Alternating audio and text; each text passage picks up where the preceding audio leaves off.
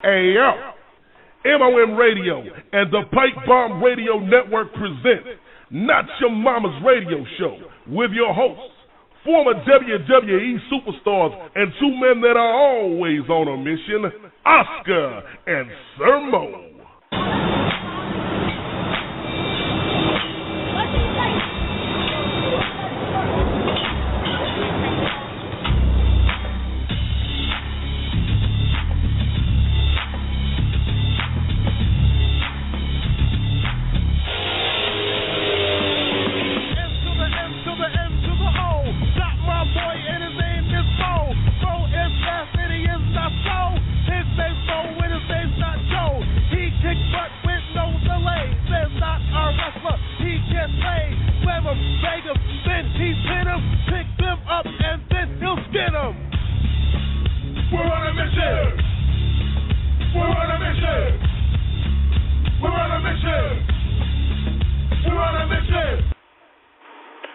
Welcome, everybody, to another edition of Not Your Mama's Radio Show.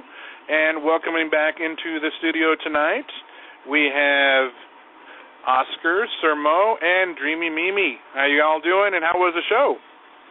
Yeah, man, how you doing, man? Happy Labor Day. Belated Labor Day. Happy Labor Day, yes. Happy belated Labor Day, guys. Hey, Mo. Hey, Dreamy, how you doing? I'm good. How you doing? Good. Hey, Phyllis, how you, sir? I'm doing good. I'm glad to have you guys back. Good. It was definitely an interesting week, and I hope you guys had fun at the Michael Jackson special. Hey, before anybody say anything about that, I gotta say something. You know, in all of my 24, 25 years in the wrestling business, and you hear all kinds of stories, right? About bad promoters, about scumbag promoters and stuff like that. Mm-hmm. Well, let me tell you something. The people over there at KES Music are a bunch of scumbags. And I don't mind saying they are a bunch of scumbags. I'm sorry to hear that. I hope I didn't damper you guys' events there. That was my take on the events of last week. That was my only comment in regards to that, is that the people that put it on, that we had on our radio program last week, the week before last, to promote that thing, are a bunch of unprofessional scumbags. I'm sorry it didn't work out the way you guys had hoped. Yeah, well, let's just say it didn't go too well. I mean, everybody left the event with a bad taste in their mouth. Such a shame to honor such a great legend, Yeah. It's just people don't care about people. No, they don't. No, they don't. All they cared about was whatever money they made from the event itself. They didn't even care enough to be organized. They didn't care enough to have a backup plan in case of inclement weather. So understood. Yeah, bunch of scumbags, man. Just a bunch of scumbags. So what's going on in your world, Felix? Well, it's been a pretty crazy week. We actually did have Kamala on our show last Tuesday night, along with his ghostwriter Kenny Casanova, and it was such a fun time. Mr. Harris is such a very sweet man that just really he's overcome with just the love that he's getting right now, because I can tell you, and I know Kenny will tell you because he's actually going to be calling in here. I think he actually might be calling in now, but I will get to you in just a moment, Kenny. But his Kickstarter has officially they hit their goal. In fact, they're over their goal. Right. 12,000, so they're at 12,600 and some change there. But people are just showing their love to Kamala from all around the world, and he is definitely grateful that he's got fans that definitely still remember him.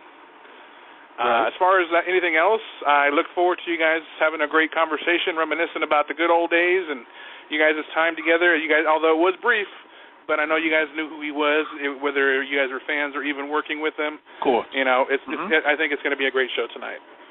Yes, sir. Yeah, no, I mean, the great Kenny Casanova, and we're going to have the man Kamala. Kenny, we're going to get to you in about 2 minutes, but we begin tonight with the gift that keeps on giving. Guys, I have to tell you guys about a letter that I just read about 15 minutes ago. That Vince Russo, man, that is my boy. Vince Russo wrote a letter to Stephanie, Vince, and Triple H, basically telling them that Raw sucks, you guys suck, the program sucks, we don't deserve this, and what the hell are you going to do about it? Now, he was referring to the Raw that came on last Monday, and Dreamy and I didn't see it. I wish she saw it so she could do her unofficial segment that I've given her called Raw. Did they just throw this one together? Because I would love for her to have saw it and gave us her take on it. But yeah, Vince Russo very unhappy and it was a real stinker. I can tell you guys, you didn't miss nothing. Wow. Well, Vince Russo put it in perspective, and yeah, it's really something else. But we're gonna get on into Raw and everything when we do WWE news at the top of next hour. But yeah, bring him on right now, the man himself, Kenny Casanova. Kenny. Yeah, this is me. What's going on? How you doing, Kenny? Guy? Good, man. I'm good. How you guys doing? I heard about the Michael Jackson. Sorry about that, man. I've dealt with a lot of promoters these things happen. Michael's turning over this grave right now. Yeah. So. Well, Kenny, first of all, congratulations on not just meeting your goal, but over exceeding your goal. The numbers are climbing.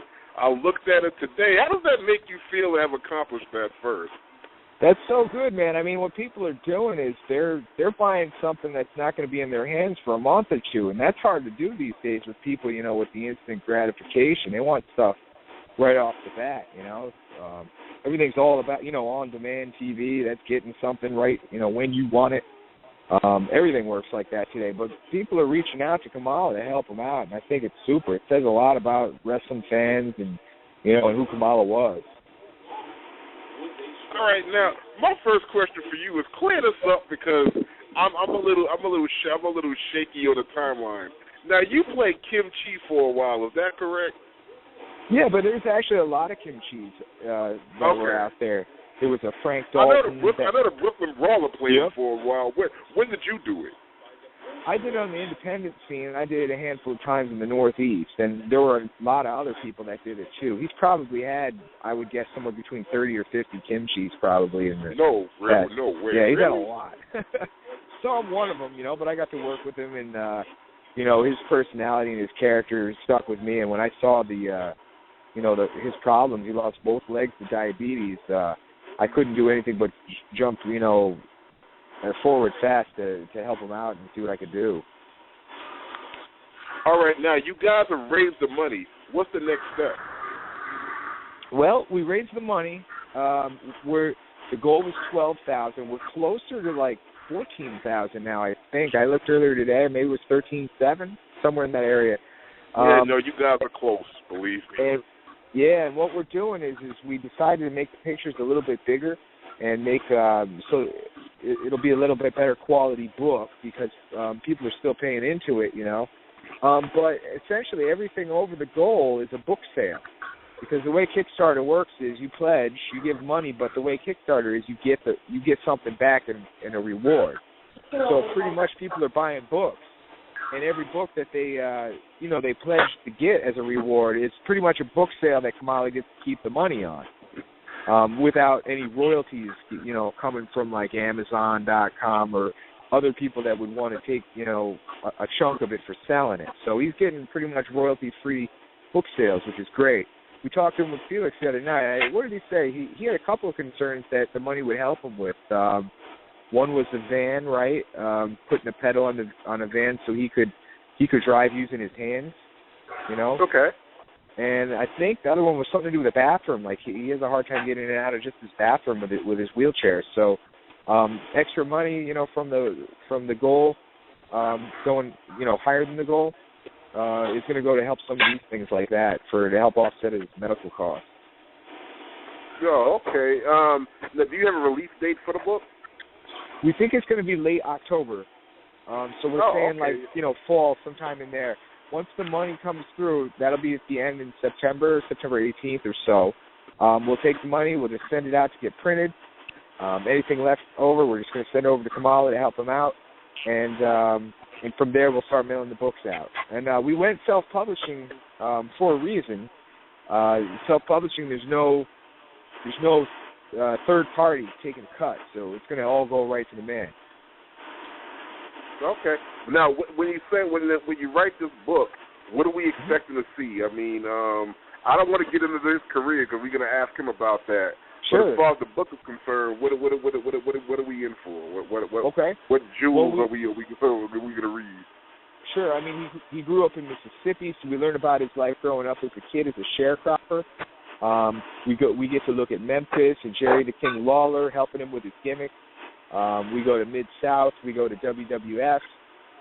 We go to WCW. A couple shots at WWF, actually.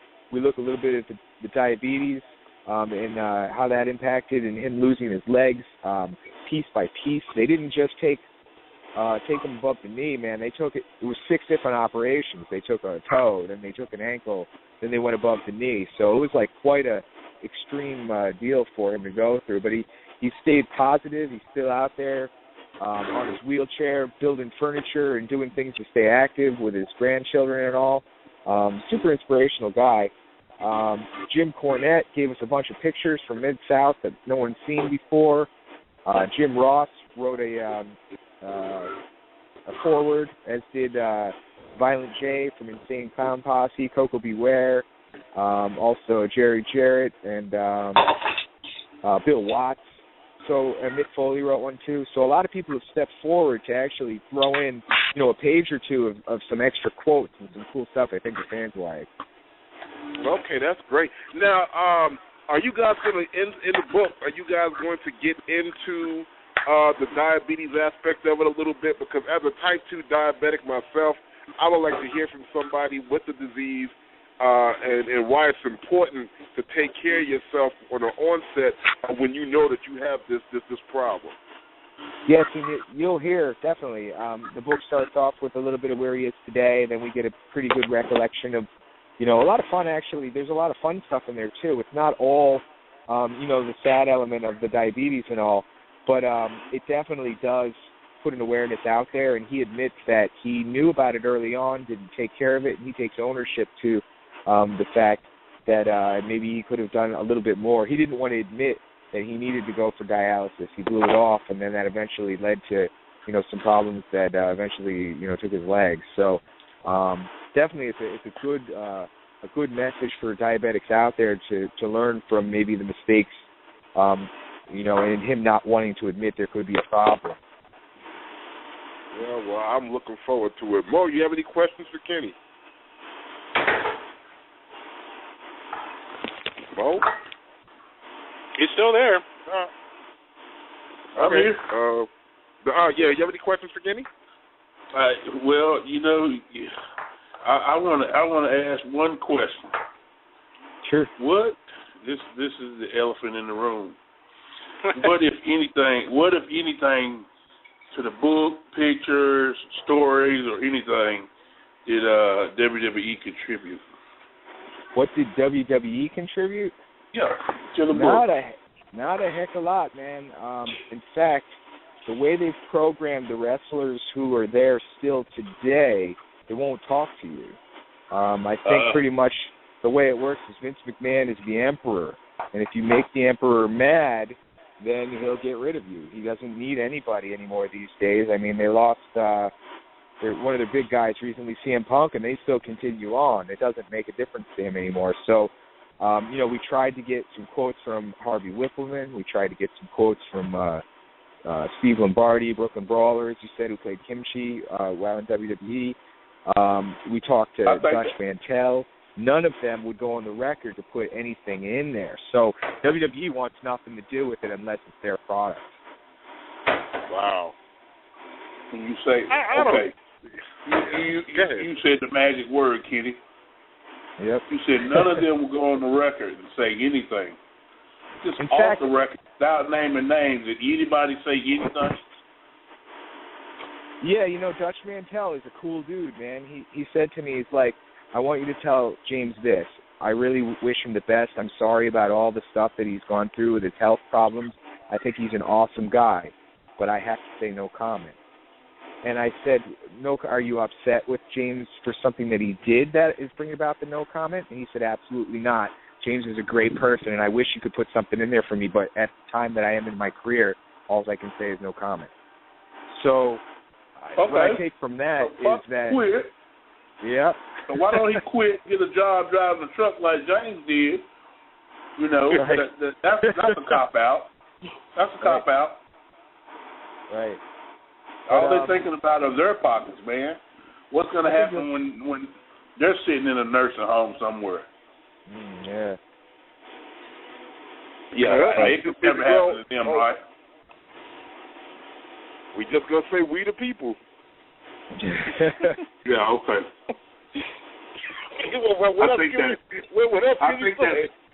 I think that sucks, though, man. I mean, really, yeah. To be honest. It does. There was a recent interview that somebody did with Paul Heyman. It's a big deal there now. And Paul Heyman, I think, said something to do with Vince McMahon has an issue if you sneeze in his person in front of him. As if you sneeze. I don't know why Kamala's calling me right now, by the way. Maybe he doesn't know how to reach you guys. You know what? I can actually call him if you like. You can tell him I call him right now in a few minutes. Yeah, okay. Phillips, he's calling him. So, we need to get Kamala in the conversation. You want me to go ahead and call him right now? Yeah, go ahead. Paul Heyman said if you sneeze, what? If you sneeze in front of Vince McMahon, he gets mad. He thinks it's a sign of weakness, and it annoys him because he thinks that you should be in total control. He's a real control freak. He wants the power with everything. So if you sneeze in front of him, he gets mad, and he'll yell at you. And I don't know, that says something about the weird OCD being in control of everything, even a bodily function that you're not supposed to be able to control, an involuntary thing like sneezing, Wow. Weird guy, I guess. Yeah. Man, that's crazy. Wow. That is. I mean, I don't know. I don't remember him being. I remember him being a presence. I don't remember him being that anal. I just think as years go by, right. I don't know if it's we got to be. I don't know. I can't say. Do you think it comes from years of? Do you think it comes from years of letting the boys run over him? That he finally said, you know what? Enough is enough. Down. Yeah. I don't know. Dreamy, your OCD, does it bother you when somebody sneezes in front of you? You know what? I'm not OCD. No, it does not bother me when anybody sneezes. Oh, okay. I thought you might could, tell us. No, I cannot relate. What that world is like, because, Hey, guys, I just want to let you know that I do have Mr. Harris on hold right now. If you guys are ready, I will bring him on. All right, bring him into the conversation. Ladies and gentlemen, we are pleasure to be a legend in the business, a guy coming out with a book with his man Kenny Casanova. Kenny, stick around because you might want to chime into some of this conversation. But we have James Harris, a.k.a. Kamala, the Ugandan Giant. Kamala, what's up? It's Oscar Mo, Dreamy, and the Not Your Mama Radio crew. What's up, man? It's Men on a Mission. All right. Translate, Kenny. You know what? I love when it. He does that, that's where that Tauntaun in Star Wars got that noise from, because that's exactly what that sounds like. You need to call George Lucas, man, and you need to get you some residuals, because that's where that sound come from. Oh, hello, guys. I'm hoping the whole interview don't go like that, because we do got some questions. Hey, James. Hey. How you feeling today? This is Mo. Hey, Mo. I'm all right. How you doing? I'm good, man. I'm good. Just relaxing. Just got home from dialysis, so I'm relaxing. Oh, okay. Okay. Yeah, well, that's good to hear you relaxing. Yes, sir. You need that answer coming from the Edison. Yes, most definitely. Yeah. They wouldn't give me a break off the radio show though this week. I gotta tell you, Oscar's been hanging around Vince McMahon too long. He's a slave driver, man. No breaks. Yeah. So what? Get your ass on the radio. Yeah, you know how it used to be. You don't work, you don't get paid. Yep. Ain't no guaranteed contracts here, right? That's right. None. The hell you think this is? All right, so Kamala, my first question.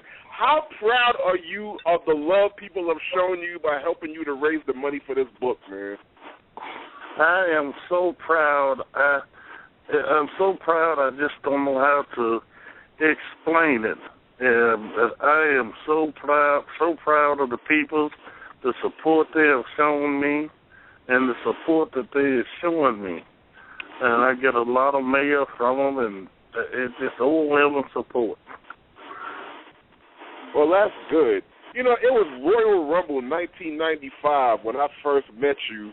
You was backstage getting ready to don your gear to get into the Royal Rumble, and I was like, and you didn't have it on, and I never met you before, and I'm like, who is this truck driver? Because you had your truck driving cap on, and I think you had on some suspenders or something like that. And I'm like, well, who's this brother here looking like he just pulled up in an 18-wheeler? But then you put it on, and I was like, that's Kamala, the Ugandang giant. I was all mocked out and everything like that, but it was a real experience meeting you. Now, how did that gimmick first come about? I want to know. Yeah, it came about with Jerry Lawler in 1982 in Memphis. Jerry Lawler and Jerry Jarrett, they were the one that put it together. Yeah, really? Yeah, they were there. So it started. What promotion did you first work in? No, I worked in a promotion. It was the Talking promotion. That was back in '78. That was about 4 years before Kamala. And okay. Yeah, and then in 1982, see, that was USWA. The Memphis territory was Jerry Jarrett and Jerry Lawler. Right. Now, who trained you back in the 70s? Bobo Mazia started training me in Taylor Tim, but Bobo Mazia didn't have a lot of time because he was always on the road. So it was Taylor Tim, and Taylor Tim never did finish training me because I left and moved from Ben Harbor, Michigan to Arkansas. So it's a guy named Mario Galento finished training me, and after that, that's when I went to Talking Promotions in Mississippi. All right, and then what year did you sign with WWF? That was in 1984. Oh, okay. 1984, okay. So what are some of Kamala's most memorable matches in your mind, and what makes them memorable? Well, I have not just one. It's just hard for me to say which one because I had so many, even with the Junkyard Dog, Hulk Hogan, guys like that, The Undertaker.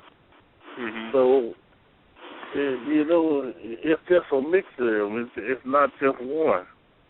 And the thing about it is, you know, I was working with big stars like that.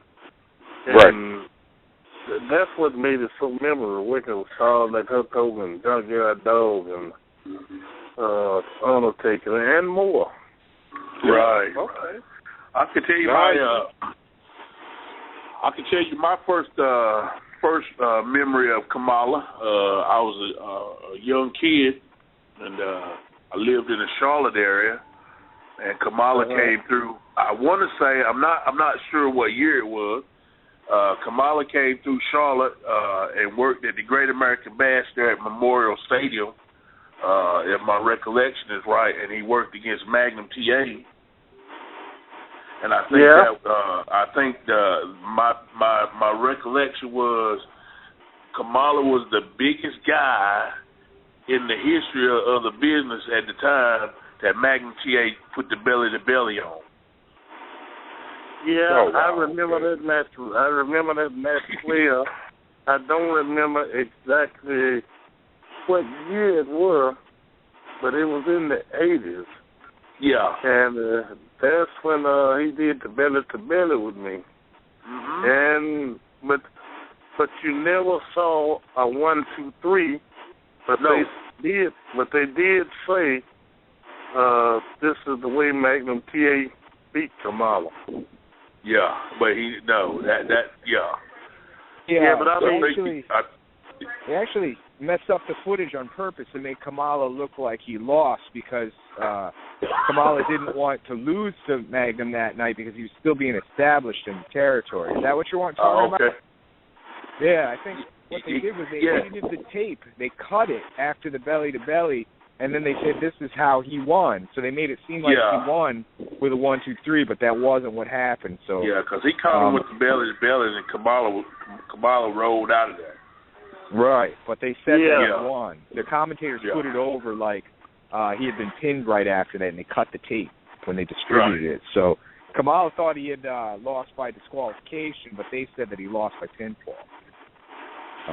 That's Dusty Rhodes, right? Is that who that's did that? Right. Dusty? And if anybody I would have did a job for was Magnum TA, but I was getting myself, established, and I didn't want nobody to tear me down right then because a lot of matches, Magnum TA have done a lot of jobs for me, a lot of them.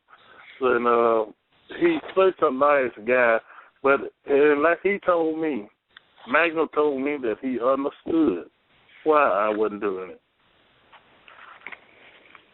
At that point in time, I don't think it would have been a good idea.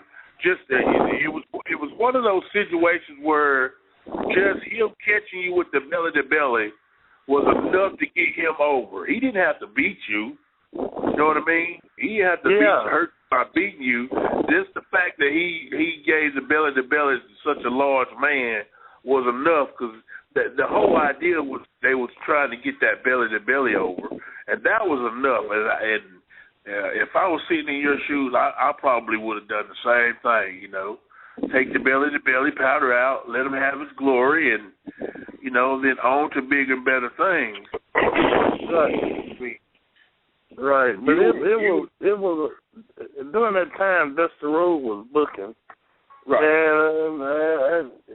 And Dusty Rhodes was the one that wanted him to, just pin me 1, 2, 3, right? And I've had a lot of matches with Dusty Rhodes. We got along good, but for his business, like I told Dusty, I wasn't gonna take a 1, 2, 3 then. And Dusty told me, said, well, when we come down to be a watch, that's what we do for you all. We let you all beat us. I said, but Dusty, I never beat you. Right. Well, there wasn't too many people beating Dusty back then, so you wasn't by yourself. Yeah. Right. Oh man, we have a legend on the phone right now. I am stoked. So tell me this: I like to ask guys like this that have been all over. Back then, WCW, WWF, what was the better promotion to work at and why? Oh, choose between those two. Yep. Oh, and neither one of them were my favorite, but I have to say WWF. Oh, why is that?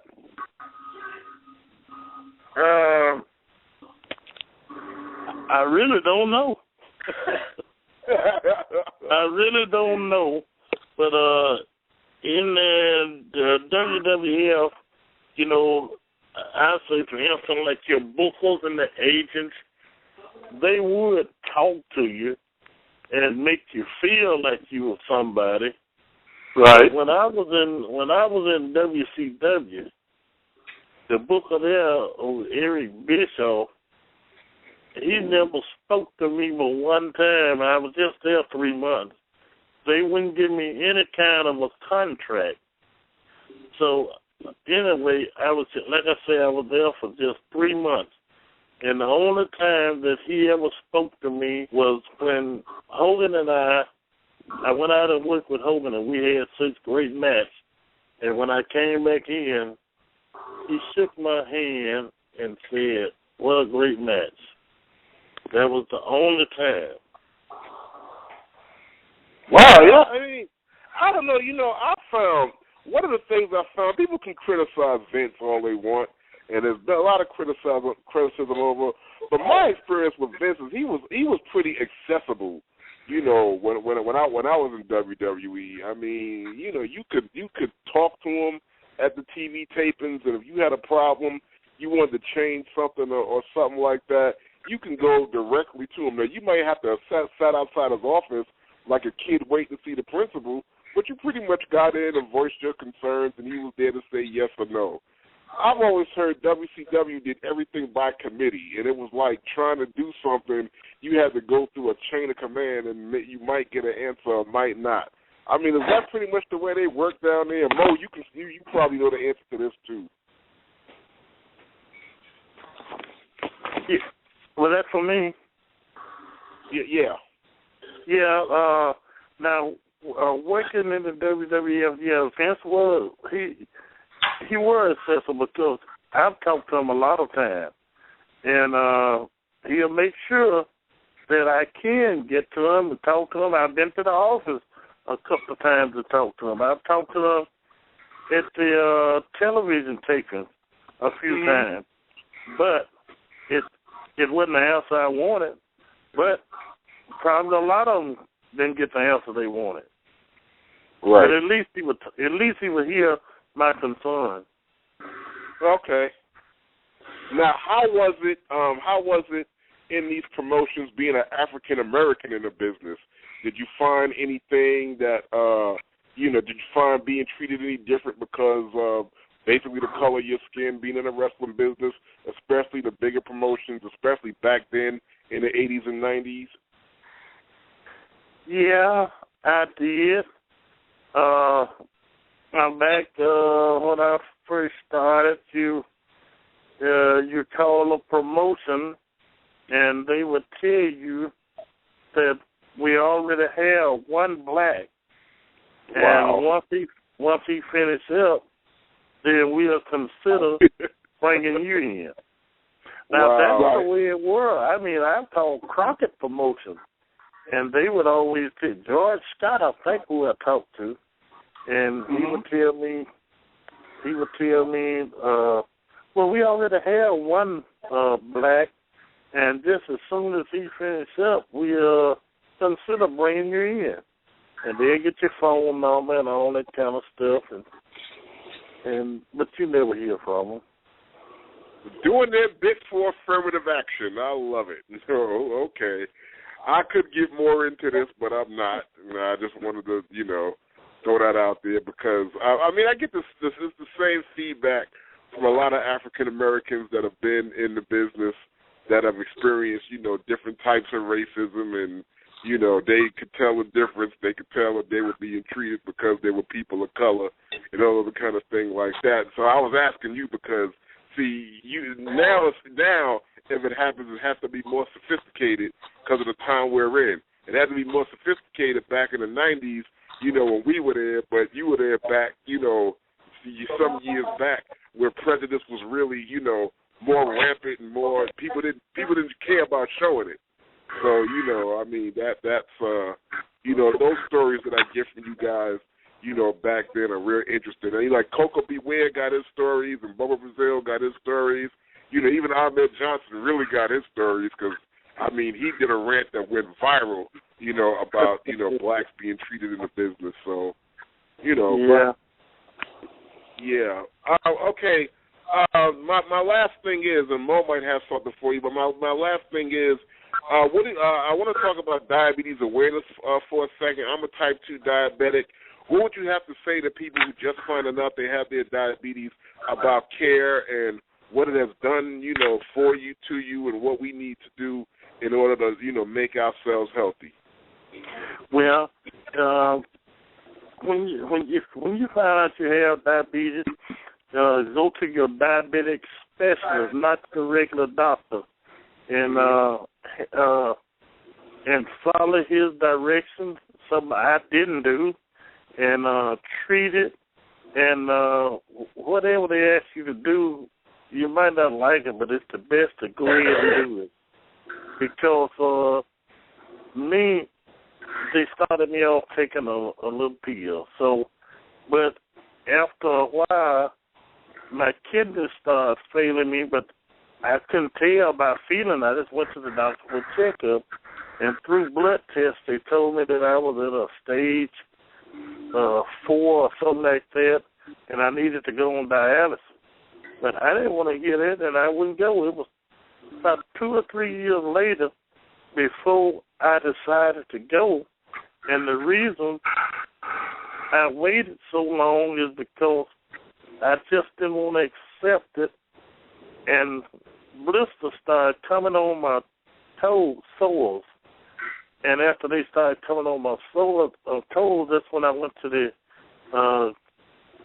my kidney doctor. They put me right in the hospital and did emergency dialysis on me. And right then they had to take 3 of my toes off. And then so on and so on till I ended up with both legs off. Right.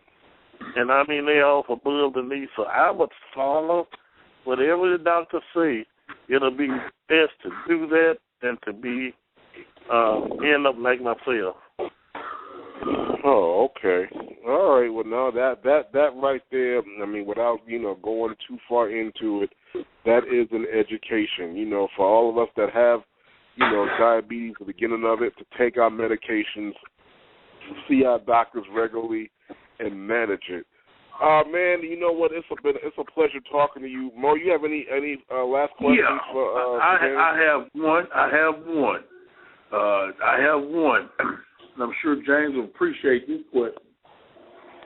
So, James, when you're approached by Kenny Casanova or whoever initially approached you about the book, and also when the idea came up for the Kickstarter program,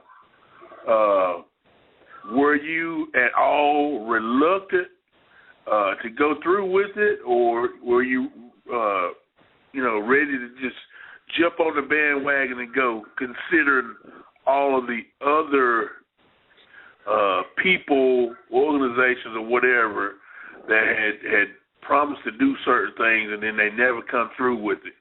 What was your thoughts when the whole idea came up about doing the book and doing the Kickstarter program?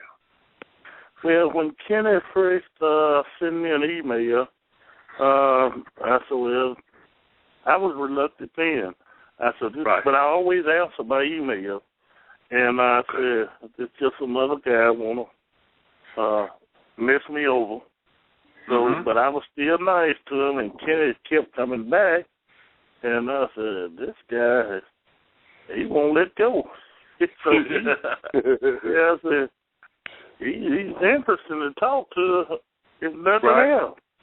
And after a while, I said, I think I'm going to try this guy, because other guys had told me to do the same thing. And and then sometimes, if one guy told me, it was 15 years before I heard from him again, and that's after Kenny. So anyway, Kenny made it interesting, and we started to write, and he was calling, and he stayed on the phone sometimes for hours at the time. I said, this is a real right. I'm going to go for this. Okay. And man, I'm glad I did. Such a blessing. I'm glad I did. Yeah. Such a blessing. I remember when I first got diagnosed with my kidney problems, and the kidney specialist told me that it costs $150,000 to get a transplant, and I'm insured, but I still have to come up with the other 20%, which is about $30,000. And I had a bunch of people calling me, wanting to start the Indiegogo funds and this, that, and the other, and I would always be reluctant for two reasons. Number one, I didn't want somebody fattening their pockets off of my ailment, Right. And number two, I guess it's just the pride in me, but I had heard and read so many other wrestlers out there. I'll use one example.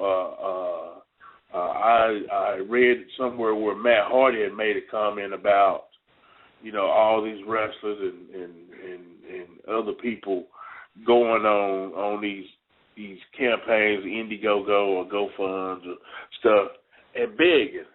When what they need to do is just get off their ass and go out there and make the money or get the money or whatever, not beg or whatever.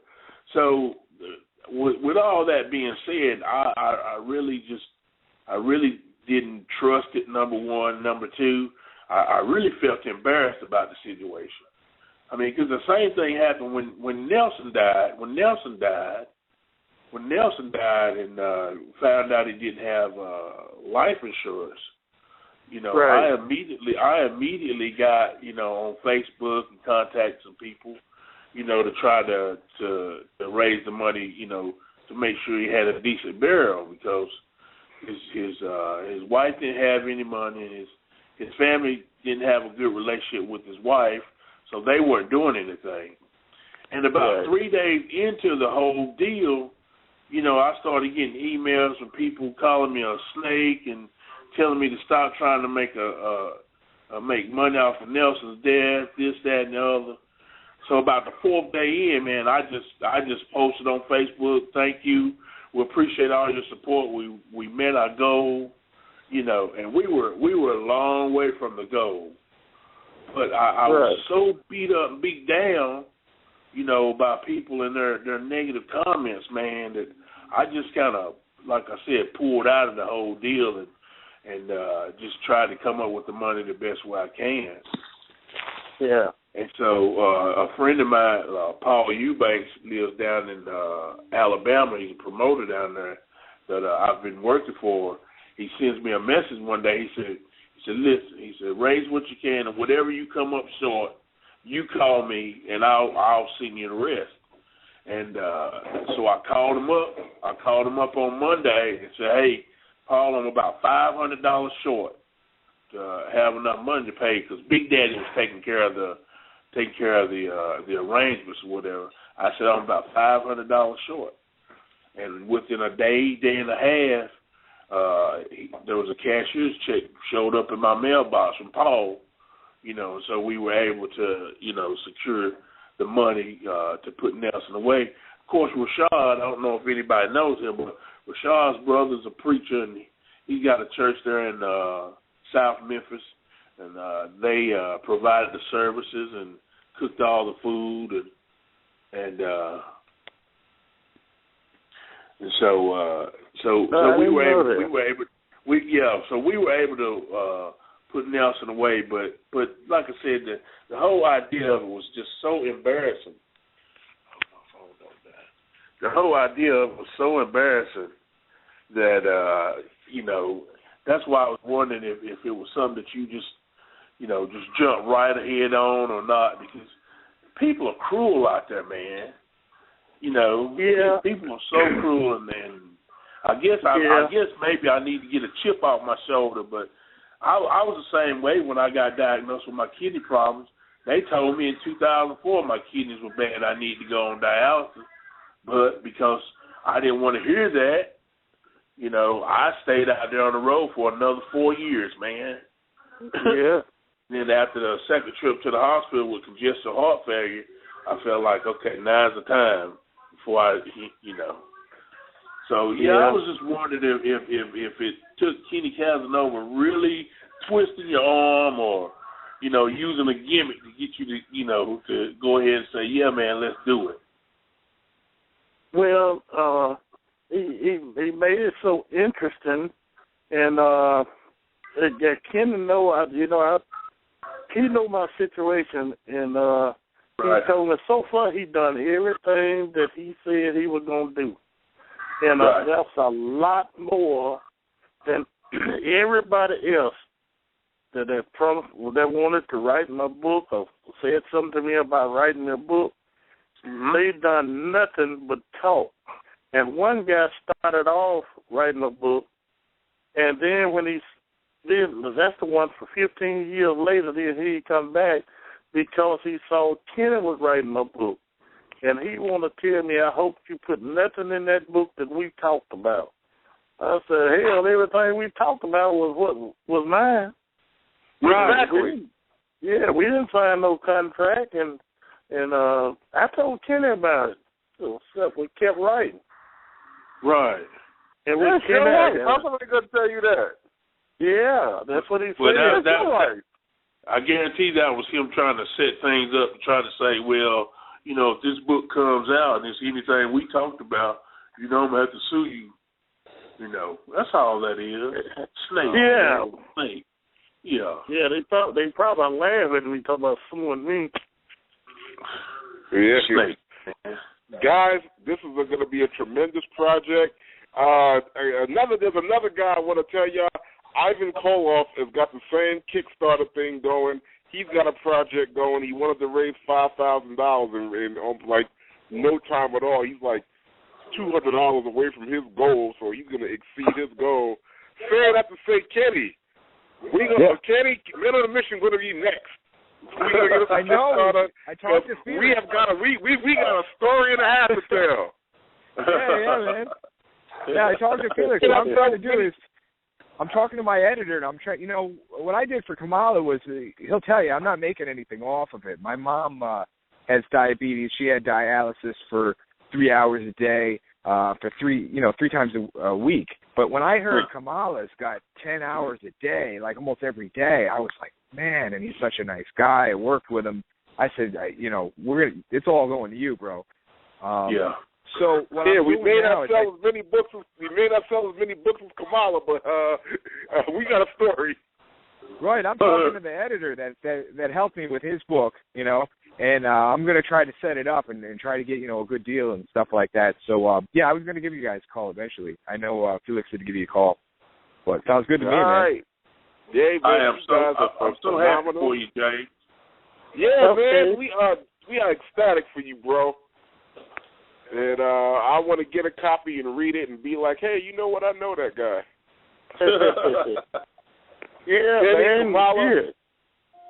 Kenny, Kamala, it was a pleasure having you guys on. We're gonna have you guys back when the book comes out, so we can talk about how things are going. How's that sound?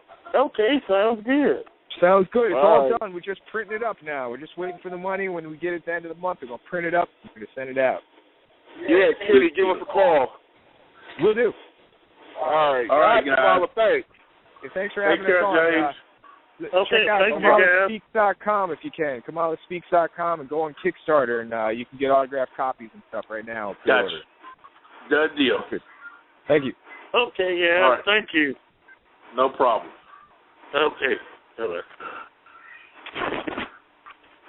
Okay, we're going to do a commercial, and then we're going to be back with the WWE report.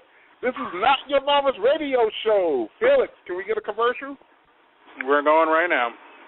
Back in just a moment, guys.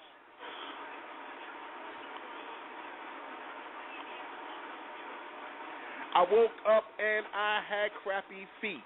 Now I do have happy feet. I woke up, my gout had me yelling and screaming, got on the phone and called Dr. Freeman. Called Dr. Freeman and I went there, straight to free men foot care. I got an exam, I got my meds, now I don't have to sleep standing on my head. I got my exam and they were enhanced, and now I can walk, run, and even dance. Got my care, 'cause I went there, my feet got fixed to free men foot care. And we are back now with Not Your Mama's Radio Show. All righty, guys. Triple H has choices. The bunny gets money. This is your... Oh, my God. Sorry, guys. I lost it. You lost it? What did you Yeah, lose? I did. I'm pulling it back up. Don't laugh at me, Mo.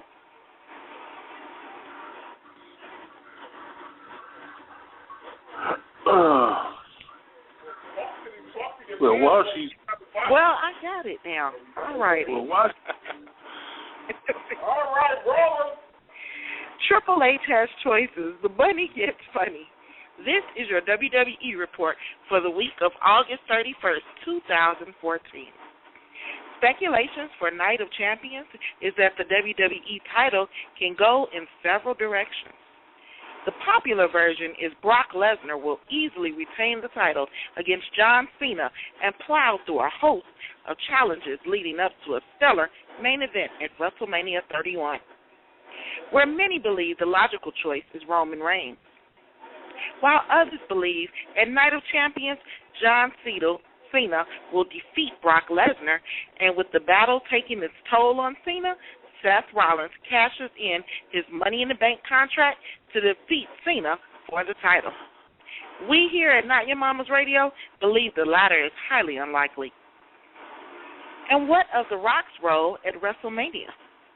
As that situation was made unclear, it is being reported that The Rock will portray Black Adam in the upcoming DC blockbuster Shazam. On Monday Night Raw, in a six-man tag match set up by Triple H to determine who's truly worthy to be the number one contender for the WWE World Heavyweight title, Chris Jericho, Roman Reigns, and John Cena went up against Seth Rollins, Randy Orton, and the Corporate Kane, with the win being taken by Cena, Reigns, and Jericho. John Cena is proving his hunger for a rematch.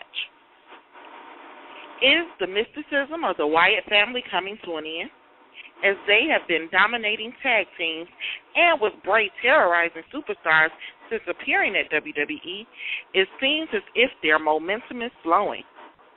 With Luke Harper and Eric Rowan having major problems in a match against Big Show and Mark Henry, it seems to signal a decline in the once dominating Wyatt clan.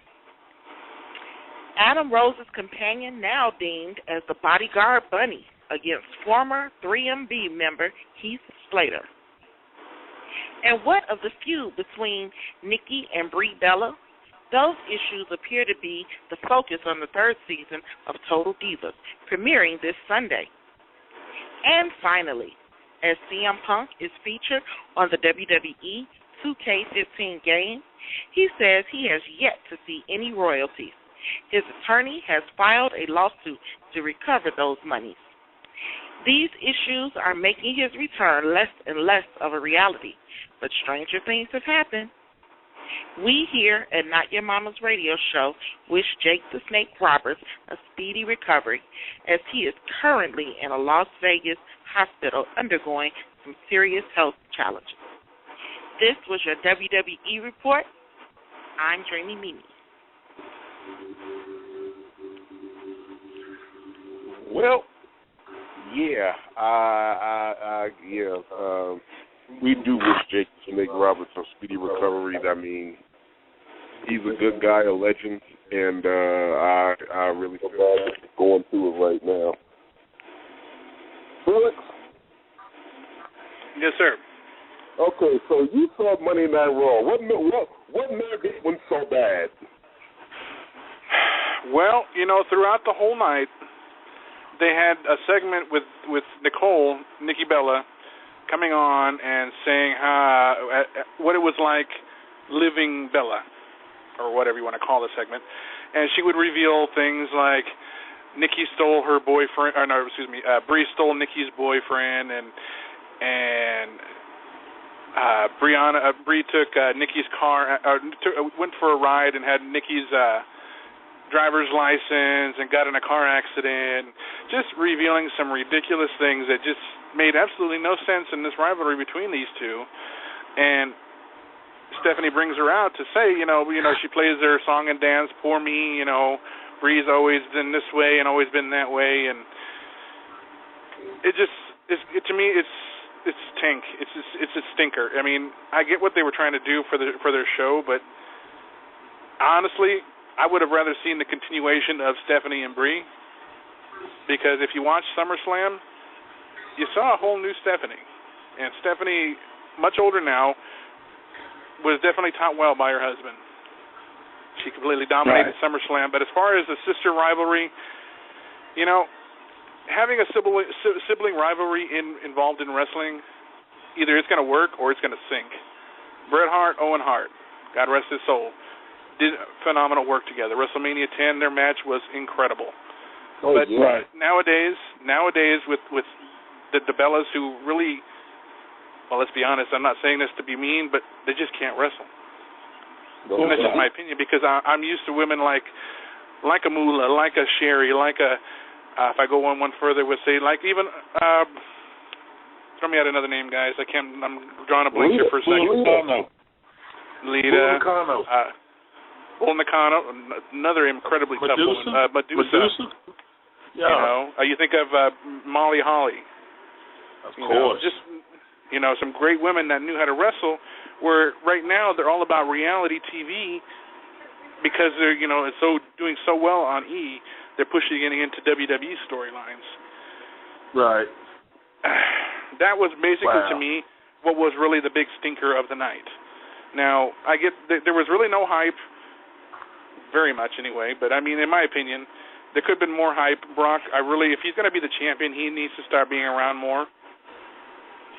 Right. Just saying. But that, to me, was what people really joked about and kind of scoffing, like, really? You're going to subject us to this throughout a 3-hour broadcast? Come on. So I gave you the long and short and the meat of Vince Russo's letter to the powers that be over there. So Vince Russo hit the mark. What do you think, Mo? Well, you know, some people are never short of words or lost for words, for lack of a better term. I'm gonna stick to the no comment. I'm not gonna do any WWE bashing. You know, it's just not in my character. Night, huh? But but no, I mean, really, man. I mean, well, you know, really, man. Like, for example, the whole SummerSlam finish with Cena and Brock Lesnar. You know, I understand. Okay, let's kill the myth of Cena being, you know, this superhero, unbeatable, whatever. I understand that. But if you're gonna put the belt on Brock Lesnar, you know, put the belt on Brock Lesnar, but make him work. In other words, don't, you know, he won SummerSlam. He should have came out on Raw the very next night and crushed somebody. And he should come out on Raw every week and crush somebody. You know what I mean? I mean, it's one match a week. It's not like he's going out on the road, you know. But he needs to be more visible. The fans don't want to pay or support a champion that's never there. Exactly, you know? And I thought that was the purpose that they took the belt from Daniel Bryan in the first place. Right, because of his health stuff, and he's not going to be there. What's the difference in what's the difference in leaving the belt on Daniel Bryan while he gets healthy than putting it on Brock Lesnar, who's only going to defend it once in a month and a half? Yeah, I mean, really. And tell me the logic in that, man. Or do the fans not even realize that they're getting duped like that? They realize it because I realize it. You know, you take the belt off of Daniel Bryan, somebody who's legitimately hurt, you know, because he can't defend it, and you put it on somebody that doesn't defend it, that has absolutely no injuries whatsoever, but because of your contractual agreement that he's only going to work a limited number of days, And what's the purpose of putting the belt on him? What's the point? All right, so do they realize this? And September 21st, let Cena go over on Lesnar and get the title back, because this does seem like a huge mistake. Well, that's going to look stupid too, though, man. That's Lesnar. Oh, another thing. Is Lesnar going to be the better draw? Is Lesnar going to be the better draw as champion at WrestleMania? Of course. Okay. He would. The point is, they just need to put him. He needs to be more visible on TV, beating people, man. Right, and not wait Just go till WrestleMania to just. Right. He just needs to go through people.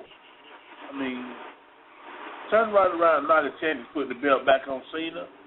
Number one, you know how many people really don't want him to be the champion? Okay, Dreamy, you can answer this because I'm confused. I think Cena's a popular guy. I kind of like him. What is the big haterade on Cena in the past year? Felix Time. Superman. I mean, we got Superman. What the hell is Cena? What's the problem? Superman. Okay. That's the problem. Superman.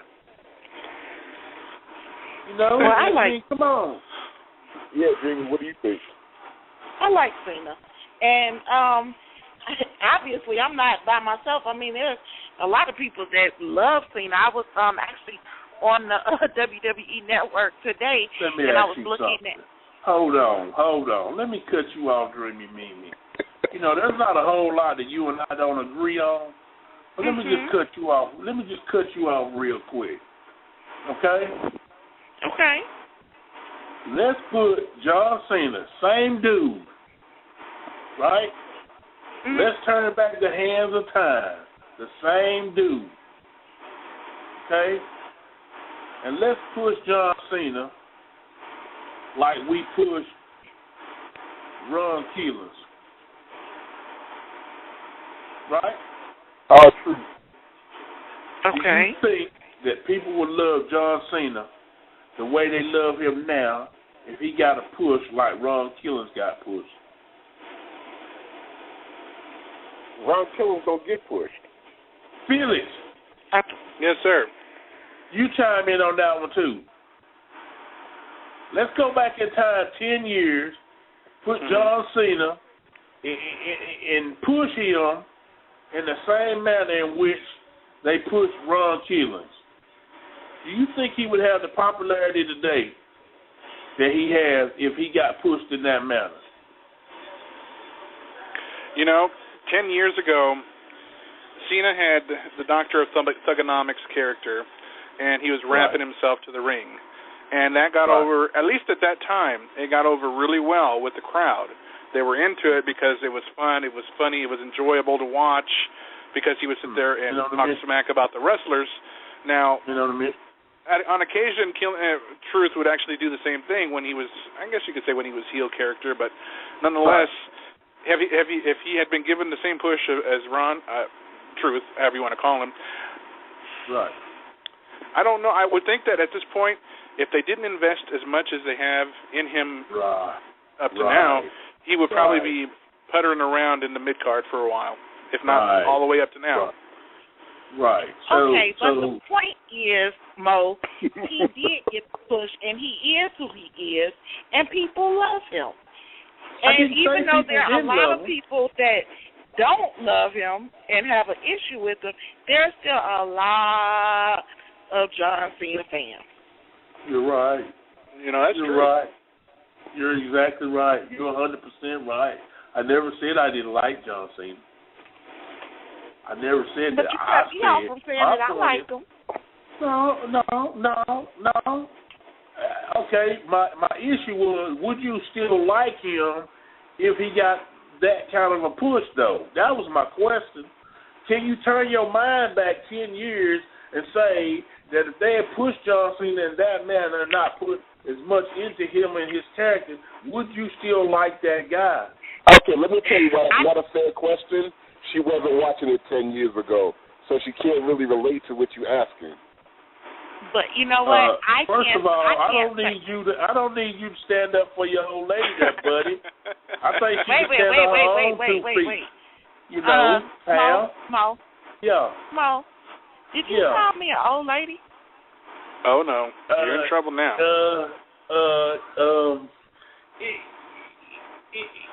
Yeah. That might have slipped out. Really good times, you know? That might have came out your mouth. That might have slipped out. That's just a term of endearment. Well, you need to find another term of endearment because that one don't work. Okay. Well, Oscar, ain't nobody need you to stick your head out from under your wife's skirt, son. Just sit back, relax, and let us do this. But anyway, what I was gonna say though is that, like I said, my point is the way that they pushed him. That's right. I mean, it is what it is. That's who he is now. Right. You're saying, you know, if it wasn't like that, but I personally, I can't say that I would or wouldn't how I would feel about his character because I mean, I like John Cena, but John Cena is not one of my favorites. Okay. Well, I'm just saying. Even with who he is and everybody loving him, my point was that he has a large following. Okay. My question to you then, just in a different grand scheme of things, right? Mhm. If he lost every single match, right? Regardless of the rapper, regardless of any of that stuff, do you think people would still love him like that? I believe he would still have a following. Yeah, take the smoke, take the dead buzzards, take the urn, take Paul Bearer away from the Undertaker. Would he still be as popular without all that stuff? Okay, yes. But see, you're taking the whole character away. No, because you know what, though? The character may be gone, but the entertainer, the actual athlete, is still there. Yeah. And see, that's like one of the things, you know, like about John. We were talking about that. I'm sorry.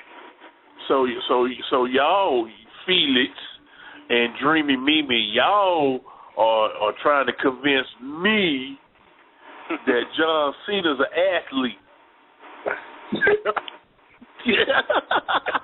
Is that what y'all because trying to actually, do? I'm actually referring to the Undertaker when you posed that question. I actually didn't refer to Cena. Okay. Okay. Thanks for clarifying that, Phoenix. Wow. That John Cena's an athlete. Yeah, John Cena's an athlete. Okay. All right. Well, I just think that, I mean, yes, he's a super popular guy. And if somebody told me that they were going to turn him heel sometime soon, I'd tell them that'll never happen because that's just not what I believe.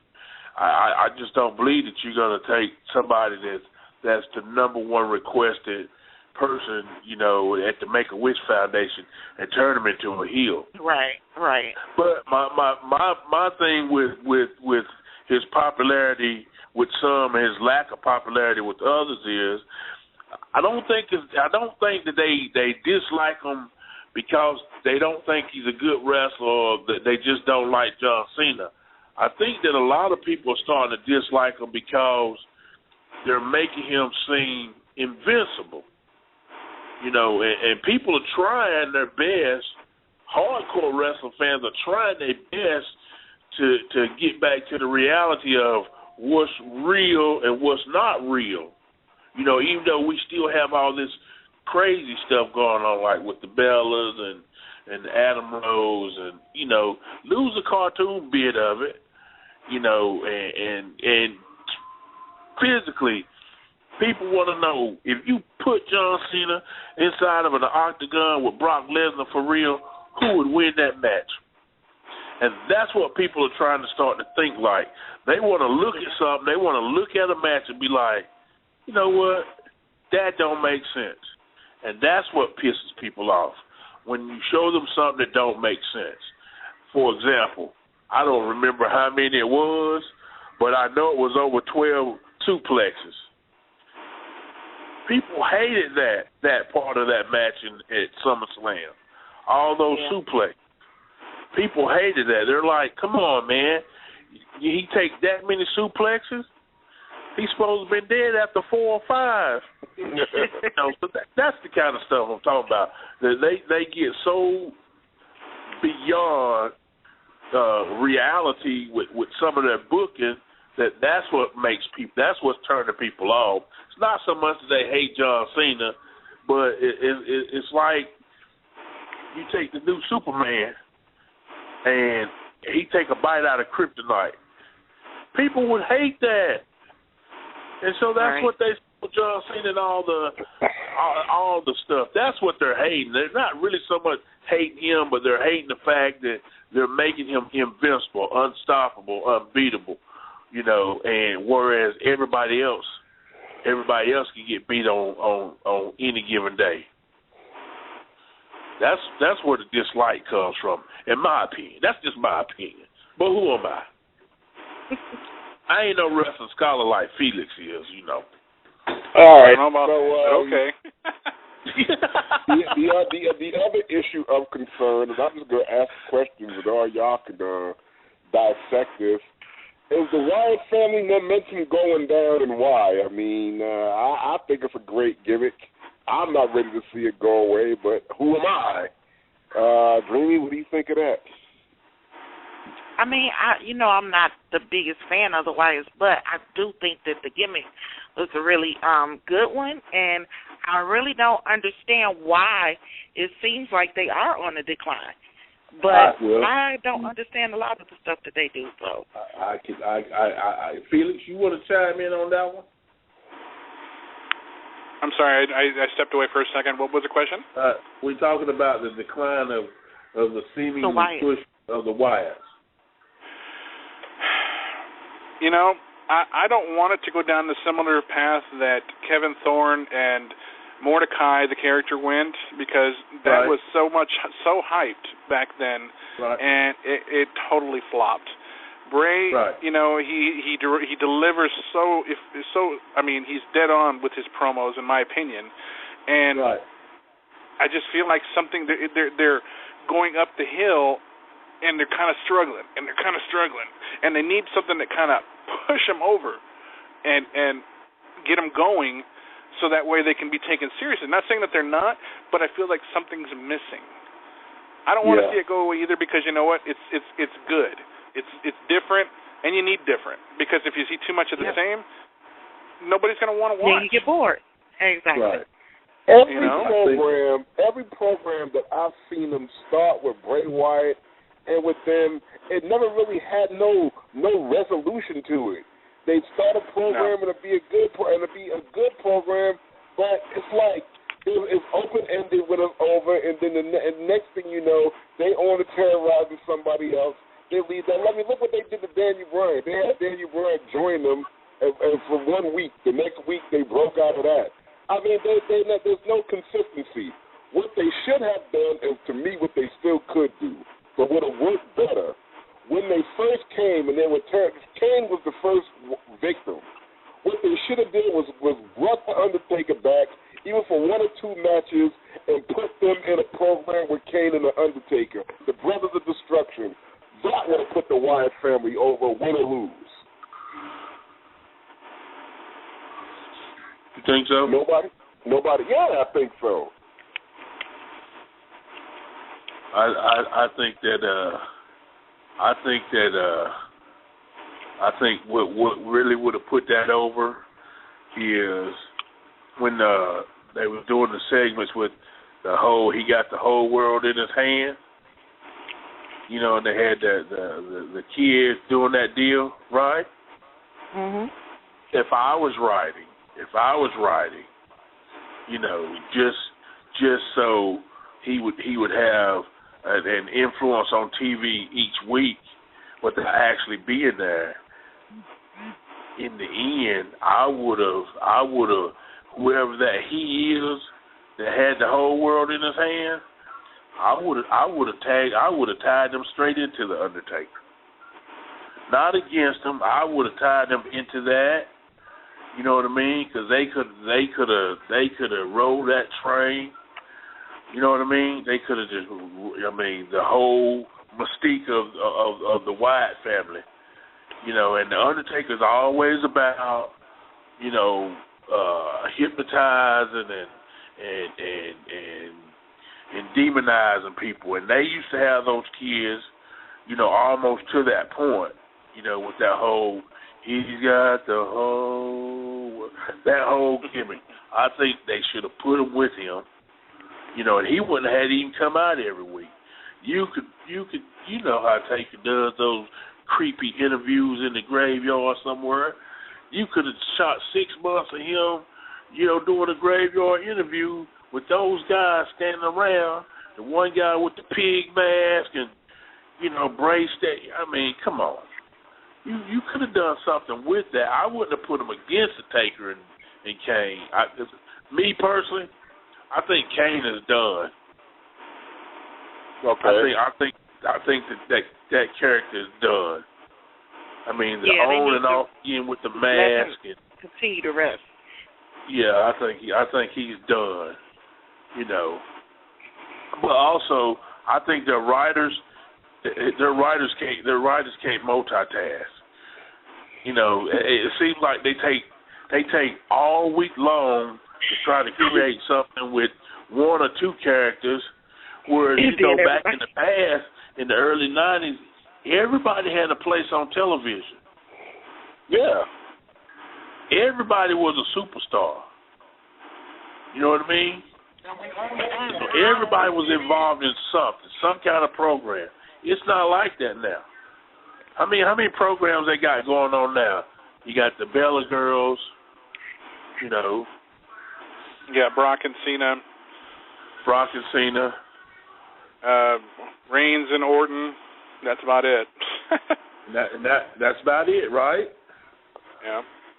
Yeah, you had everybody back in the 90s in a program, and we was only on television for an hour. Right. Well, they've always had 2 hours on Raw. But I know the 3 hours. I know 3 hours is a long time. There's a lot of TV time to fill. But you know, they're filling it with garbage, though, man. And the ratings have got to reflect that. Truly, the ratings reflect that, and I guarantee that because the ratings reflects that, that's the reason why they didn't get that big TV contract that they were hoping to get, which is the reason why their stock plummeted. So maybe they should bite the bullet, admit they made some mistakes, and go from 3 hours back to 2 hours. If they do that, maybe we'll get some better programming. They will never admit they made no mistake, no matter what happens. that no matter what happens, they'll never admit that they made any kind of mistake. You know, they'll push the blame off on something or somebody else, but for one of the brainiacs of that company to admit that they made a mistake, it'll never happen. And the sad thing is that it is just clearly, you can see it plain as day that they're just filling time. Right. With a lot of the stuff, a lot of the matches, a lot of stuff, it's just killing time. And it's like, okay, I can flip through this part because I don't really want to see this again. Or, you know, and it's just, yeah. And then I get tired of the rivals where it's like literally the same 2 people fighting twice a week. Mhm. And they have absolutely no build up to the pay-per-views. I mean, no strong. They don't have anything strong to make you want to just go buy that pay-per-view. Nope. You know. And I think people get tired of this $9.99 too. Those $9.99 promos. How much was it again, Oscar? What's that? How much was it? How much is it for the WWE Network? I missed it. Just kidding. $9.99. Actually, you know what? To comment on that real quick, just a quick retort. I'm sorry. Okay, go ahead. They posted something about this fan that was approached by WWE personnel because he posted up a sign. I'd rather be watching WCW Monday Nitro for $9.99 than Raw.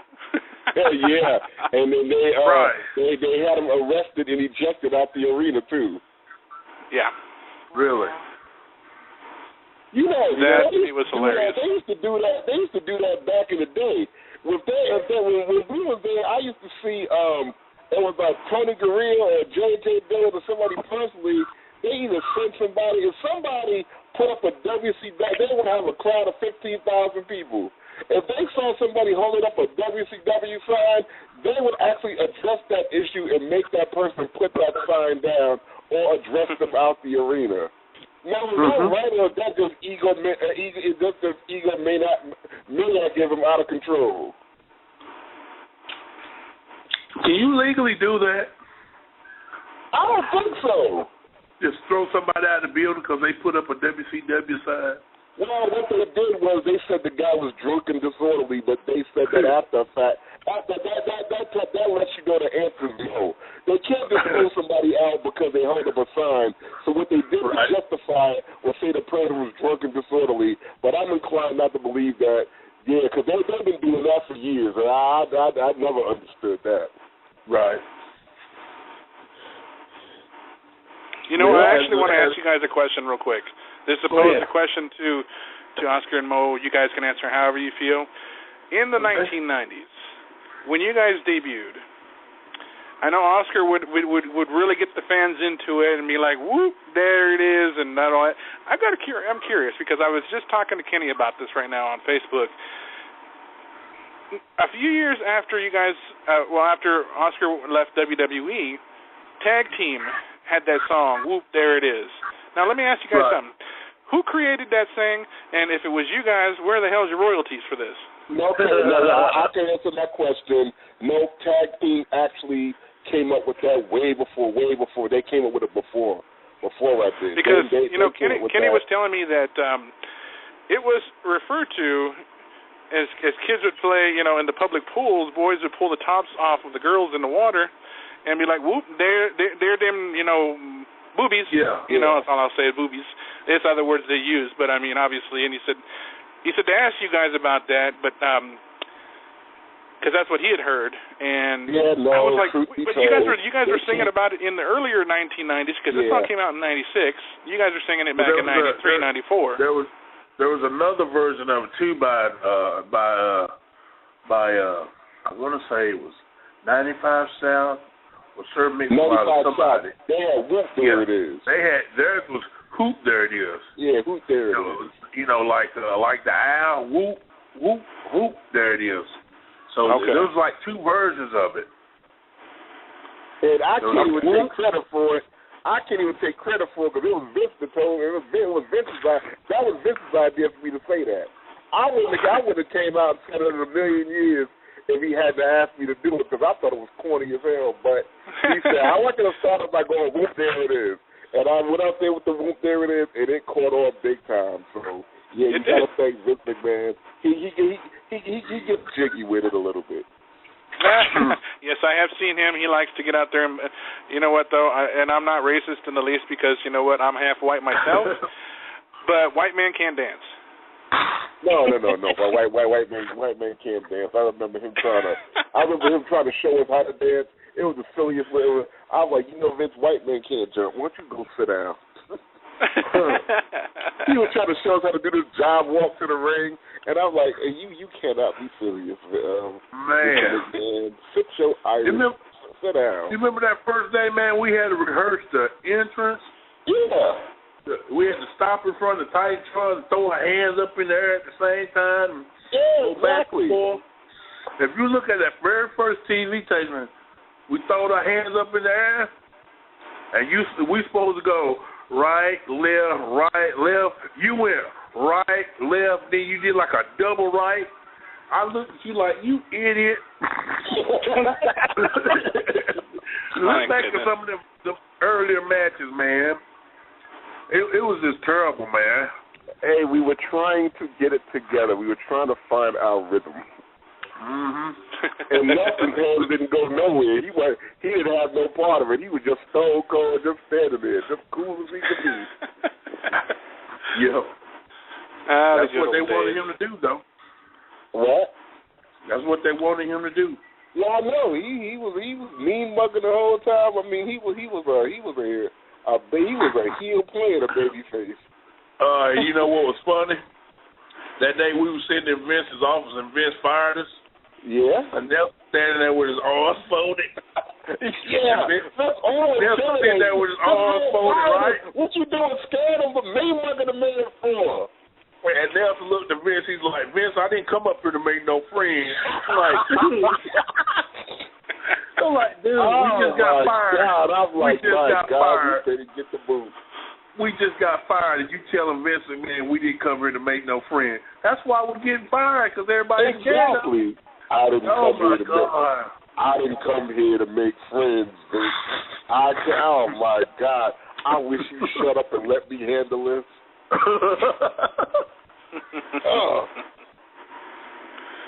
He was serious too, man. Yeah, he was serious. Freaking idiot! I mean, we getting fired. You finna just slam all 4 of the nails in the coffin. Yeah.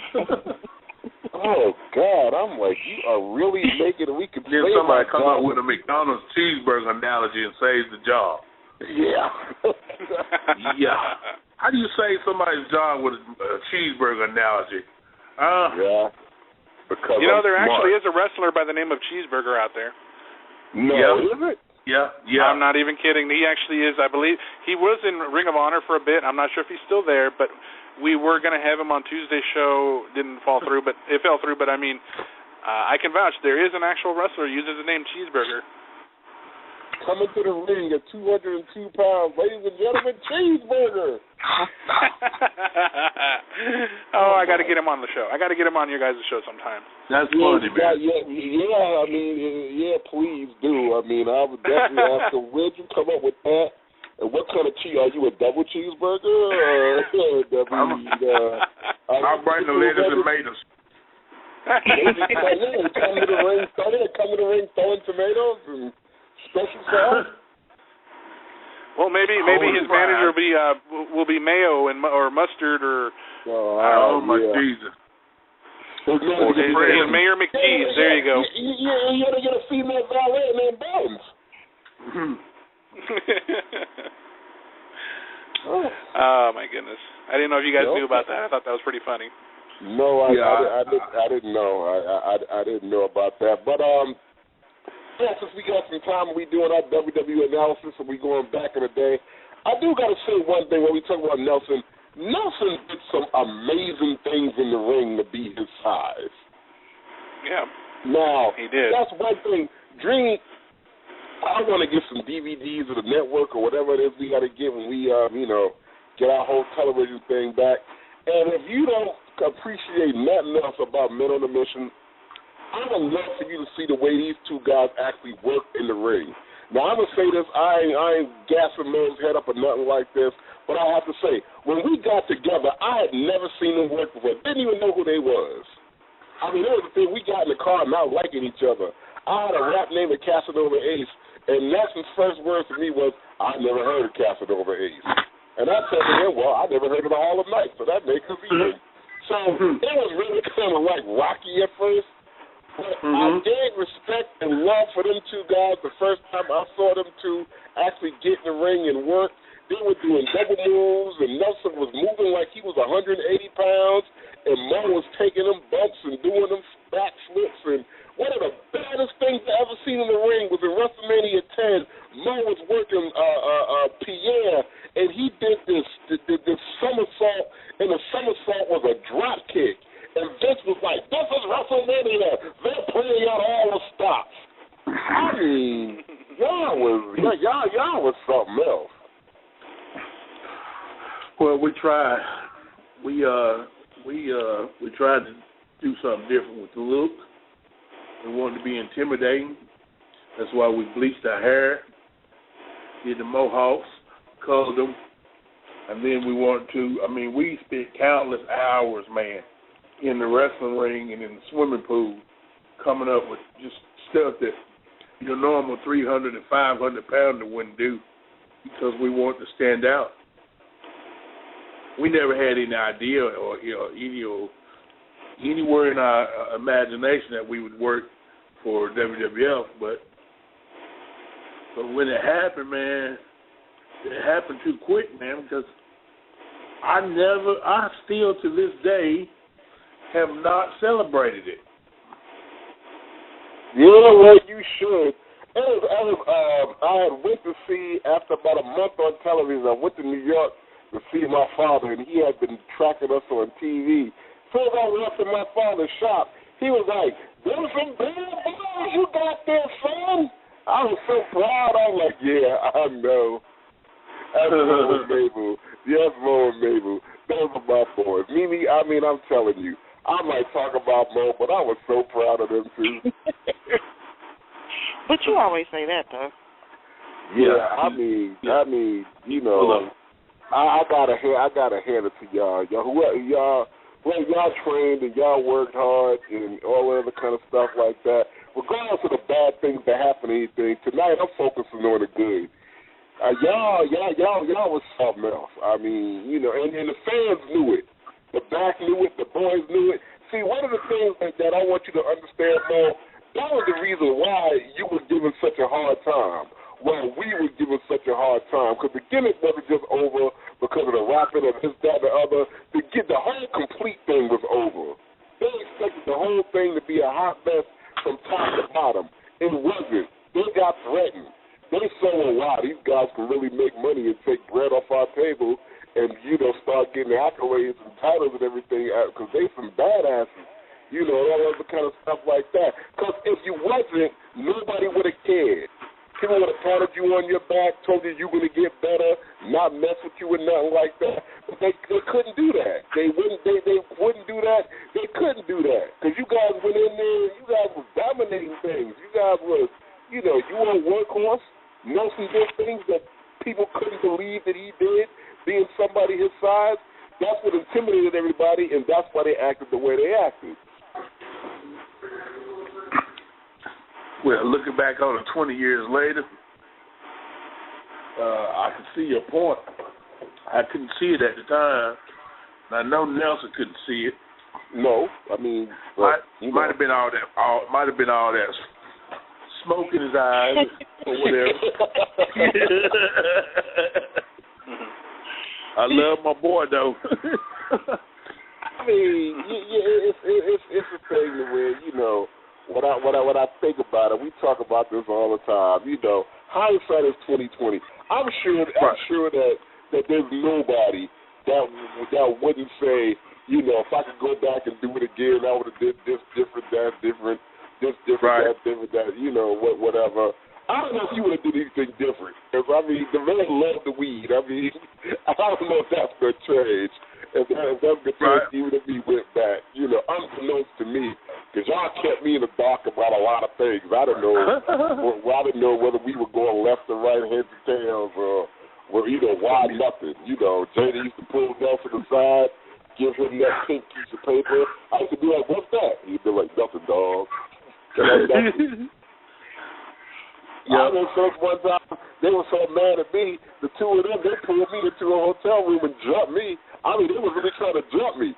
Nelson tried to jump on me in the bed. I had to move. Then he jumped on me again, and he actually got me and knocked the wind out of my ass. I was like, he was like, "You gonna be all right, dog." I was like, "You made $600 to jump on me on the bed." Oh man, it's okay. You buried my face in the snow in Poughkeepsie. Remember that? No. Yeah, I remember. See, talk about the anti-bullying. You need to start with yourself. I remember when you was bullying the 1, 2, 3 kid. Yeah, well, he asked for it, okay? He asked for it, and he asked for it till he got it. And that's when you earned your respect from the boys, when you slammed them.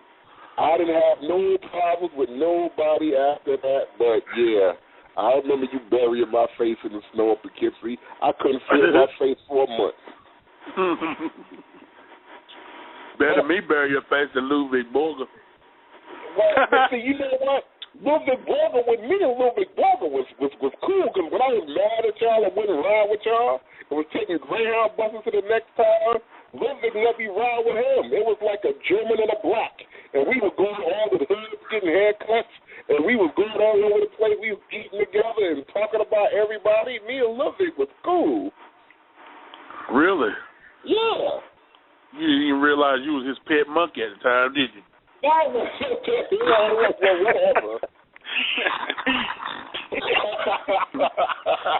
He's from Helsinki feeling riding around. He's from Helsinki feeling riding around with you, Oscar. You know good and well you were his pet monkey. Oh, well, at least I didn't have to give him no gas money, so monkey on shoot. Here is George, huh? Hey, whatever, the man, he was the man with the yellow hat. That dude was seriously prejudiced though, man, for real. He hated Americans. He hated Americans for real. I remember you playing cards with him, and what he told you, he said cards is the only thing you could beat me in, and you told him that might be true, with a being you fight, you're going to be tired. Yeah, you're going to be tired, yep. I guess he thought I wasn't going to say anything. He forgot. I'm from the projects, dude. We used to fighting over cheese. You ain't going to just talk crazy to me now. I mean, we used to fight over that government cheese. Yep. Yeah, you remember that? You had to go get them subsidies? Yeah, you had to go, but see, you wouldn't know nothing about this, Mimi, because you grew up middle class. Silver spoon. Make the best grilled cheese sandwiches. It's better than expensive cheese. Hey, was it better than that grilled cheese you made in jail back in Georgia back that time? No, there was something better than the grilled cheese in Georgia back then. In the Georgia jail? In the Georgia jail. Oh man, I went from the South Carolina jail to the Georgia jail. I mean, we got free time on Not Your Mama's radio show, so we just putting it all out there tonight. From South Carolina to Georgia, rode all the way, rode 6 hours in the car, filled with handcuffs, got extradited like a criminal. This is just your preview of what's to come in the book, right? Yeah, every time at all. Oh man. Hey, did I ever tell you the story about Luna Vachon overseas? Nah, I'm gonna say that for the book.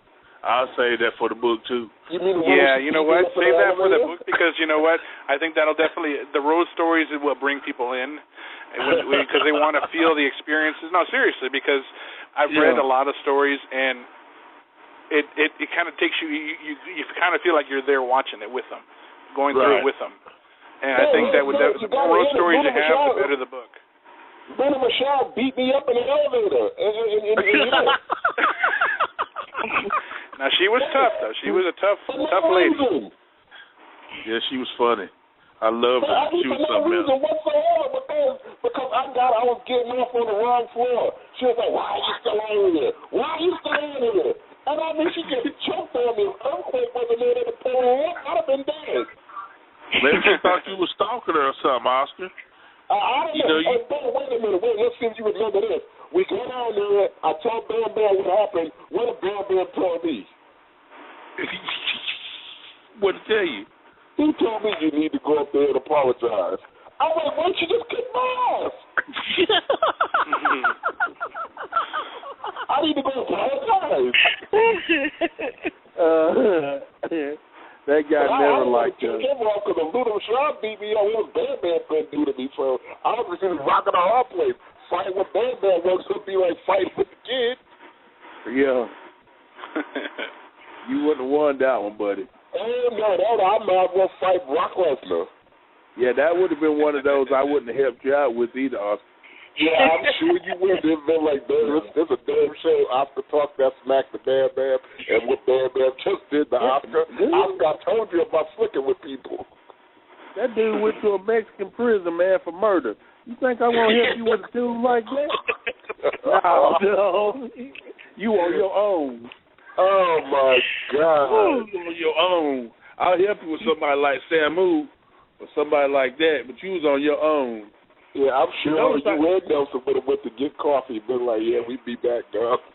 You notice I didn't help you when Rick Steiner ripped your clothes off of you, don't you? Nah, you sure didn't help me when Rick Steiner ripped my clothes off. See, honey, I had a heat with a lot of people. I used to antagonize the Steiners, and the Steiners used to get me back. This man took my brand new $25 cap off my head and spit tobacco chew in my cap. And then took my short set and ripped it off, all because I said F. Rick Steiner in a rap. See? Yep. I'm asking for it. Yep. You got it, too. Yeah, they both take me to the toilet. Yep. You got it, man. Like that time they made your rear end bleed when they beat you on your birthday? All 30 of them jumped me in Florida. Yeah, they gave me 30 whacks on my ass for my birthday. Wow. Those were the years, Mimi. So, Mimi, so now you know where it comes from when he's asking you to spank him. Now you know where it comes from. Yeah, because Molly was doing it, I was like, harder, Daddy. Harder. That's all y'all got. Y'all big wrestling boys. That's all y'all can do. Well, I wish you'd have done that to Pat Patterson, man. We'd still be up there with a job. Oh hell no. Mr. Mike, yeah, you know what? Yeah. Take one for the team. Take one for the team, buddy. Yeah, I know, but see, you know what? I might have did it, but y'all had me so pissed off during that time. I'm like, I'm not doing that for them. Had y'all been nicer to me and had we been more of a cohesive unit, then I'd have made some stories, throw those skeleton bones in the closet, and you wouldn't have wondered why you was getting them $50,000 checks. Why you was the Intercontinental champ. They who had the world title and all that. And you know, you would see me tipping out of my room with a bow around my neck and lipstick in a wig, be like, I'm going to be back. I'll keep walking about it. I'm going to go pay our rent. Y'all are sick. You catching all this? I'm sorry? That hurt the dream. It doesn't hurt the dream. No, I'm listening in. Yeah, like I said, if I could go back in time and do it all over again, I'd have had me a bustier, and I'd have been, it would have been better, because see, I wouldn't have kept it in the down low. I'd have had me a shirt in the locker room going, I heart Pat. You silly. What we doing next week, guys? What are we doing next week? What are we doing next week, Oscar? We are going to, what are we going to do next week? Next week, you know what? I'm going to tell you what we're going to do next week. We're going to do something big next week because we're working on all week because, like, last month was independent month. This month is going to be Legends Month. We kicked it off with Kamala, and next month we are going to have a nice, long conversation with a legend in the business. Felix, I give you a heads up, around no later than Wednesday, we're going to have a pretty big name. That's going to be the aim for this week. I'm going to make that happen. We're going to have a big name, somebody we can all ask a lot of questions. Next week is going to be a legendary show. And all month long, the whole month of September is Legends Month here on Not Your Mama's radio show. We're going to have a legend every week where we can go back and we can go back in time, you know, and find out how things went even before we came. So, yeah, it's going to be fantastic. We're going to have also, Raven to give you guys on a heads up, too, that Vince Russo will be coming to Not Your Mama's radio show very soon. Now, that is going to be the interview of all interviews because Vince Russo is no holds barred. I love Vince personally. And, that's going to put us on the map because whatever Vince goes to do at number 2, it goes viral in the wrestling world. So I can't wait for him to come on. Well, you know what, though? I have to tell you that tonight's show was a lot of fun. Kenny is definitely going to be he's going to take you guys in the right direction to get you guys a book started.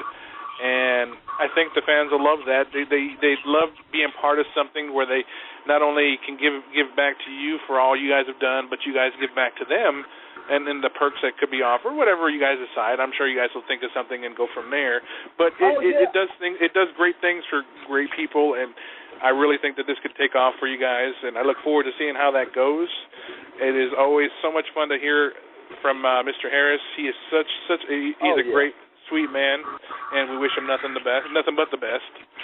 But you guys did great tonight. Some of the things that we're going to offer the fans real fast. We're going to offer the fans a couple of tickets to meet us at a live WWE event, autograph pictures, a dinner with Sir Mo, Dreamy Mimi, Sir Mo as well. It's out on the West Coast with Felix too, so they can pick our brains. So yeah, as far as giveaways and give back, I got a lot of ideas of things we can do.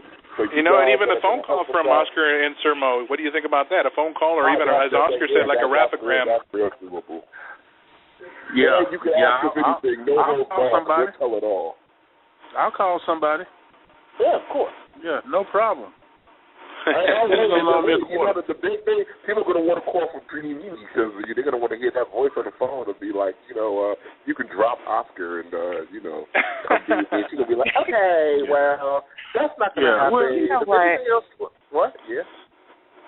Anyway, whatever. Right. Before we get off the air tonight, though, I do want to say, rest in peace, Joan Rivers. Oh, definitely. Yes. Definitely. Yes. Oh, man. Joan We Rivers, lost two great comedians comedian just in a matter of a few weeks. Yeah. So was that Betty White thing a fake? That was a fake. That was a hoax. Okay. I don't see how people get their jollies off of saying people are dead. That's just some sick, perverted jokes. Okay.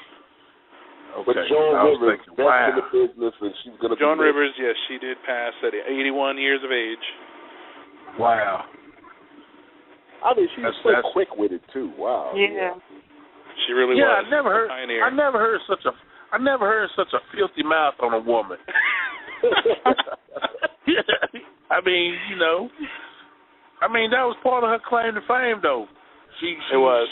Number one, they didn't think that she could do it as a woman, be a good comedian, but people also didn't think that she could be as filthy as she could be, and she pulled it off well.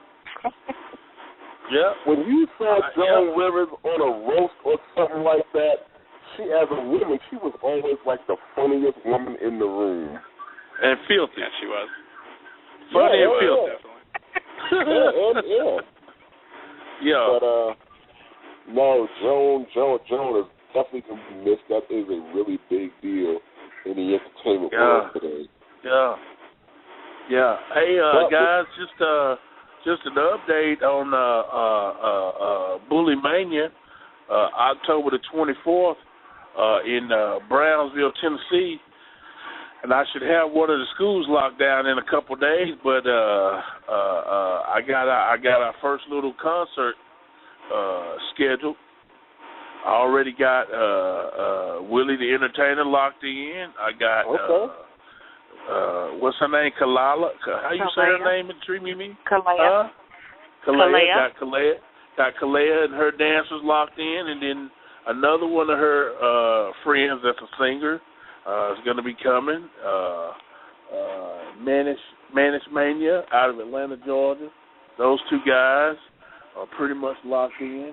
And the only people that I haven't locked in, but I've spoken to them, are the Sugar Babies, and they were supposed to call me back today, but I think that Dad is trying to treat me like a mark promoter or something. Oh, okay. Yeah, when I talked to him, he's like, I got to get with my financial advisor and crunch the numbers. Yeah, okay. Get with him. Financial advisor and crunch the numbers? Yeah, that's what he said. He got to get with his financial advisor and crunch the numbers. All right, well, you can crunch the numbers. You get to talking like that early on in their career, he'll be crunching them, but he won't be getting any numbers in his pocket. Right. Everyone else everyone else that we talked to, that I Man, talked why you to. didn't tell me Kamala was going down to Brownsville, Tennessee? I don't know. Well, I got secrets, mixed messages. I got to get my house in order. Y'all just be planning stuff. I'm the last to know. Man, maybe you ought to take your head up out your rear end and then you'll know what's going on. I ain't seen it. I ain't seen it. And I ain't talking to you. Today is Thursday. I left you on Sunday. I have not talked to you since Sunday, right? Yeah, I've never in my life in about subsequent year, 2 years. I ain't went 1 day without talking to you at least 1 day. Then why haven't you called me since Sunday, buddy? Because I was calling you and your phone kept going straight to voicemail and all other kind of stuff like that, and I couldn't get a hold of you. And I got Did you leave me a message? Like a Arkansas piece of tail. Did you leave me a message? Leave you a message? Yeah. I bet you if you was trying to buy some pot, you would have left a message. I'm not the light company. I'm not going to leave you no message. See the number and call me back. You're a joke. Yeah, whatever, man. Dreamy. Right. I love you, Dreamy Mimi. I love you too, Mo. Another Call me later. Momma's radio show. I love y'all. Yeah, Felix, we love you.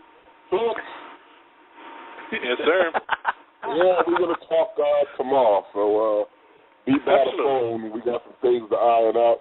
Mel, I'll be talking to you tomorrow. Dreamy, I'll be talking to you tomorrow. Be talking to everybody tomorrow. Not to Momma's radio show. Thanks for tuning in and good night. Bye, good night, y'all. Good night, everybody. Bye, Dreamy. Bye, Felix. Bye, Mo. Bye. Goodbye, John boy. Well, hey, men